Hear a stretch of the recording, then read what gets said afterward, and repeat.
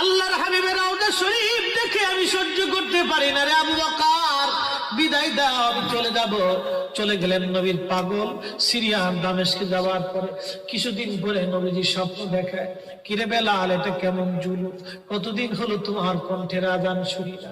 বেলাল রে, তোর কি মন চায় না আমি নবীর জিয়ারতে আসতে?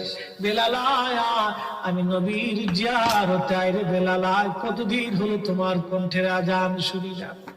স্বপ্ন যখন নবীজি দেখাইছে, এ মুসলমান, হযরত বেলাল সুদূর সিরিয়ার দামেস্ক থেকে পাগলের মতো দৌড়াইলেন, পাগলের মতো ছুটে আসলেন। যখন মদিনাতে আসলেন তখন তাহাজ্জুদের সময় চলতেছিল।